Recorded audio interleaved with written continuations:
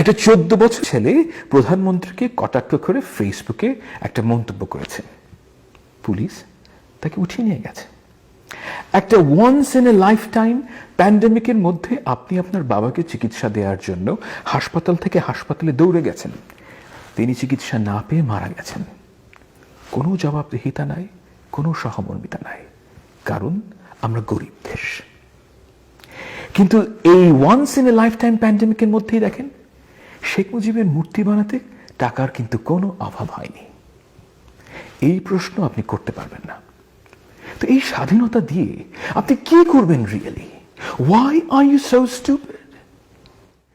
নাগরিক হিসেবে আপনার ন্যূনতম স্বাধীনতা নাই, আপনি ভোটই দিতে পারেন না, অথচ আপনার দেশ স্বাধীন, এ নিয়ে আপনি গর্বিত।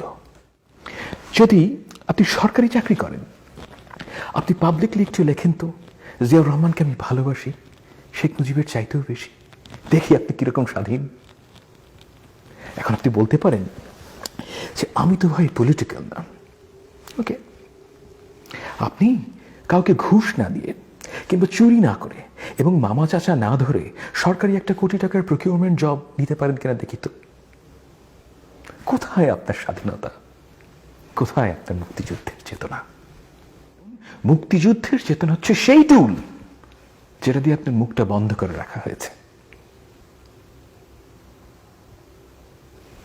এই দেশে স্বাধীন কেবল একজন, শুধুমাত্র একজন মানুষ। তাহলে আপনার মুক্তিযুদ্ধের চেতনা নিয়ে এত উতলা কেন?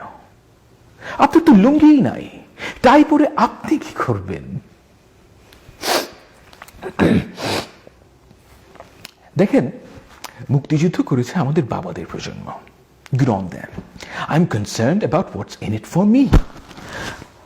বড় বড় পণ্ডিতি আলাপে আমি ভাই কম বুঝি। আমি দেখি স্বাধীনতা দিয়ে আমার কি লাভ হলো। আমি তো এখানে আমার জন্য কিছুই দেখি না। পুলিশ, মিলিটারি এবং বিউরোক্রেসি যারা রাতের বেলায় 300টা করে ভোট দিয়েছিল লাস্ট ইলেকশনে, তারা কি জানতো না যে কাজটা খারাপ? এরা তো শিক্ষিত মানুষ, বড় লোক। এত বড় অন্যায় তারা কিভাবে করলো? উত্তর খুবই সোজা, চাকরি বাঁচানোর জন্য। লাইফস্টাইল হচ্ছে তাদের আল্লাহ, এবং এই লাইফস্টাইল বাঁচানোর জন্য এই শহুরের শিক্ষিত বাঙালি পৃথিবীর এমন কোনো খারাপ কাজ নাই যেটা করবে না, কিন্তু মুখে বলবে সে মুক্তিযুদ্ধের চেতনা করছে।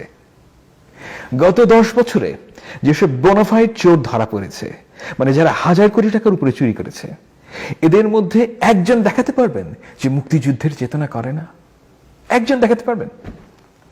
এই দেশের প্রতিটা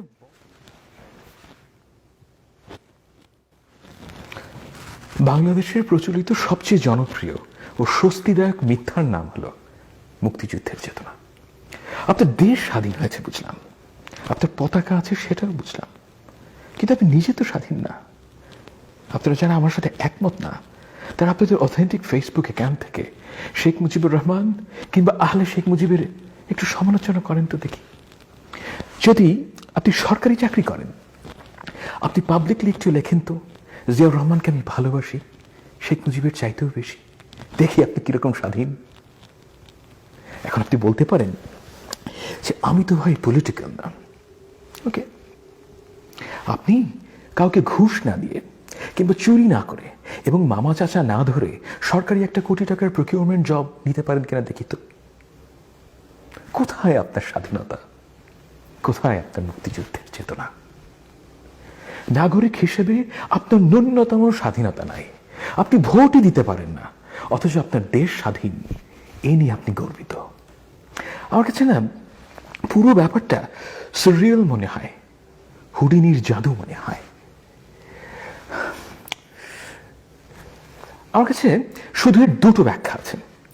One has to be either a moron or your life is so insignificant, like a vegetable, that you don't have any use of freedom in your life. এই জিনিসটা আমি সত্যিই বুঝে পাই না। মুক্তিযুদ্ধের চেতনা দিয়ে কি হয় আপনার জীবনে? দুটো প্রশ্ন করি। একদম প্রথম প্রশ্ন হলো স্বাধীনতাটা কার দরকার, এবং দ্বিতীয় প্রশ্ন হলো স্বাধীনতা দিয়ে করবেনটা কি? দেখেন, স্বাধীনতার একটা প্রয়োজন সবার আছে, পশু পাখিরও আছে। রুটিনিস্টের কথা চিন্তা করে দেখেন, সে অ্যারোবিক এবং অ্যানারোবিক রেসপিরেশন দুটোই জ্বালিয়ে যেতে পারে। মানে অক্সিজেন থাকলে সে বাঁচতে পারে, আবার কার্বন ডাইঅক্সাইড থাকলেও সে বাঁচতে পারে। অর্থাৎ এসেনশিয়ালি সে দুটো মেটাবলিক পাথওয়েতে যাওয়ার ক্ষমতা রাখে, ঠিক আছে? কিন্তু তাকে স্বাধীনতা দিলে সে কোনোদিনও অ্যানারোবিক রেসপিরেশন মানে ওই দারু বানানোর রাস্তায় উঠবে না। এর কারণ হলো ওই রাস্তায় গেলে সে বানাবে মাত্র দুটো এটিপি, কিন্তু অ্যারোবিক রেসপিরেশনের রাস্তায় গেলে সে বানাবে 36টা এটিপি। ঠিক? সব মানুষেরই একটা বেসিক স্বাধীনতার প্রয়োজন আছে। ধরেন যে আপনি লাল, নীল ও সবুজ রঙের জাঙ্গিয়া কিনতে চান। এই স্বাধীনতা তো সবকালে সব দেশে সব সময় ছিল। এর জন্য তো কোনো লফটি আইডিওলজির কোনো প্রয়োজন নেই। পলিটিক্যাল ফ্রিডম কার দরকার? ডিসেন্টারের জন্য, যে বিদ্যমান ব্যবস্থার বিরুদ্ধে কথা বলবে, তার জন্য দরকার স্বাধীনতা, রাইট? এখন একটু ঠান্ডা মাথায় চিন্তা করেন। 1971 সালে শেখ সাহেব 7ই মার্চ বলছেন যে এবারের সংগ্রাম স্বাধীনতার সংগ্রাম। এই কথা বলে তিনি কিন্তু বাড়ি গেছেন, পরিবারের সাথে ভাত খেয়েছেন। মনে রাখবেন কথাটা। এই একই কথা বিএনপির যদি কোনো নেতা যদি পল্টনে দাঁড়িয়ে বলে, ওই দিনই আপনাকে গুম করবে এবং ক্রস ফায়ারে ফেলে হত্যা করবে, কোনো সন্দেহ আছে? খালেদা জিয়া তো পল্টনে কোনো জনসভা করতেই পারবেন না। আপনি নিজেকে প্রশ্ন করেন, তাহলে 1970 থেকে আমরা আজকে কতটা এগিয়েছি? অনেস্টলি প্রশ্ন করেন। যদি না গিয়ে থাকেন তাহলে কেন পারেন নাই? এই কথা আপনি বলতে পারবেন না, কেননা এই বিষয় নিয়ে কথা বললেই আপনার সামনে মুক্তিযুদ্ধের চেতনা উপস্থিত করা হবে। ইউড বি ব্ল্যাকমেইলড যে তুই শালা রাজাকার, স্বাধীনতার বিপক্ষ শক্তি। একটা 14 বছরের ছেলে প্রধানমন্ত্রীকে কটাক্ষ করে ফেসবুকে একটা মন্তব্য করেছে। পুলিশ তাকে উঠিয়ে নিয়ে গেছে। একটা once in a lifetime প্যান্ডেমিকের মধ্যে আপনি আপনার বাবাকে চিকিৎসা দেওয়ার জন্য হাসপাতাল থেকে হাসপাতালে দৌড়ে গেছেন। তিনি চিকিৎসা না পেয়ে মারা গেছেন। কোনো জবাবদিহিতা নাই, কোনো সহমর্মিতা নাই, কারণ আমরা গরিব দেশ। কিন্তু এই once in a lifetime প্যান্ডেমিকের মধ্যেই দেখেন শেখ মুজিবের মূর্তি বানাতে টাকার কিন্তু কোনো অভাব হয়নি। এই প্রশ্ন আপনি করতে পারবেন না। তো এই স্বাধীনতা দিয়ে আপনি কি করবেন really? Why are you so stupid? ধরা যাক যে আপনি বড় চাকরি করেন, অনেক টাকা ট্যাক্স দেন সরকারকে, এর বদলে আপনি কি পান? ট্যাক্স তো হাদিয়া না, এটা একটা চুক্তি। আমি আমার আয়ের একটা অংশ তোমাকে দিলাম, তার বদলে তুমি আমাকে এই সার্ভিস দিবা, রাইট? কোন সার্ভিসটা আপনি পান? আপনি সরকারি হাসপাতালে যাবেন চিকিৎসা নিতে। 1998 সালে আমি প্রথম ঢাকা মেডিকেল কলেজ হাসপাতালে গিয়েছিলাম। করিডোরের মধ্যে রোগীকে মাটিতে শুইয়ে রাখা হয়েছে। পশুকে মানুষ এভাবে ট্রিট করে না। সরকারি বিশ্ববিদ্যালয়ে আপনার ছেলে মেয়েকে পাঠাবেন অন্য কোথাও পড়ানোর সুযোগ থাকলে? অনেস্টলি কখনো চিন্তা করেছেন আপনি আসলে ট্যাক্স দেন না বকরা দেন? ওই পাড়ায় ঢুকলে কোপা শামসু বলে যে রাস্তা তার, তাকে টাকা দিয়ে ঢুকতে হবে। You are treated like that, exactly like that, you just don't realize it. আপনি কোনো এক মধ্যযুগীয় সার্ফডোমে বাস করেন এবং আপনি যে আপনার জমিদারের জমিদারির মধ্যে বেঁচে আছেন সেজন্য বকরা দেন, নাথিং এলস। এই ব্যাপারটা আপনি যে মুখ ফুটে বলবেন সেই ক্ষমতাও আপনার নেই, কারণ মুক্তিযুদ্ধের চেতনা হচ্ছে সেই টুল যেটা দিয়ে আপনার মুখটা বন্ধ করে রাখা হয়েছে। এই দেশে স্বাধীন কেবল একজন, শুধুমাত্র একজন মানুষ। তাহলে আপনারা মুক্তিযুদ্ধের চেতনা নিয়ে এত উতলা কেন? আপনার তো লুঙ্গিই নাই, টাই পরে আপনি কি করবেন? দেখেন, মুক্তিযুদ্ধ করেছে আমাদের বাবাদের প্রজন্ম। Good on them. I'm concerned about what's in it for me.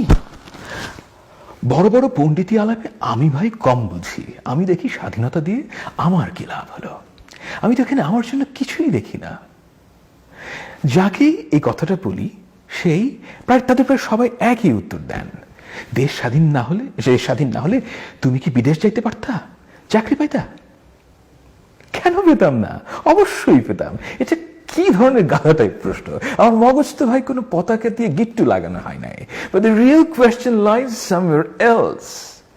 বাঙালির চিন্তাটা দেখেন, সে মনে করে যে স্বাধীনতার প্রয়োজন তার চাকরি আর তার ব্যবসার জন্য। এই চিন্তা 1971 সালে যেমন পারভেসিভ ছিল, এখনো ঠিক তাই আছে। শিক্ষিত বাঙালি চাকরি পেতে চায়, উপার্জন করতে চায়, সে প্রচুর ভাত খেতে চায়, কিন্তু সে কোনো ফেয়ার কম্পিটিশন ফেস করতে চায় না। এই কথাটা সে মুখ ফুটে বলতে লজ্জা পায়, তাই সে একটা গাল ভরা নাম দিয়েছে মুক্তিযুদ্ধের চেতনা।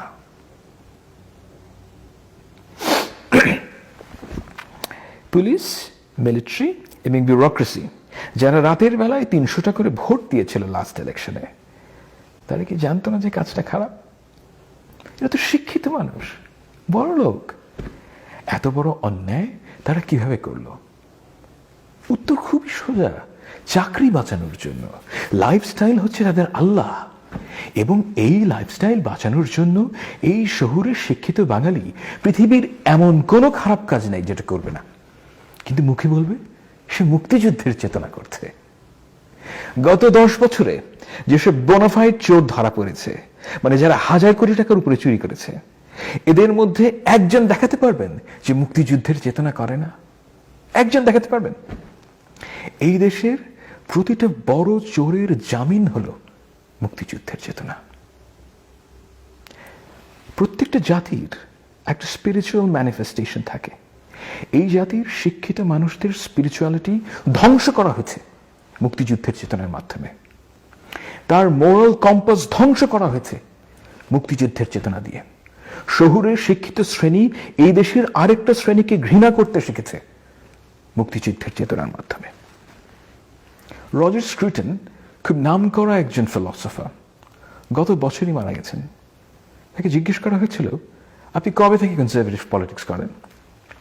তিনি বললেন যে আমি 1968 সালের 8ই মে কনজারভেটিভ হয়েছি।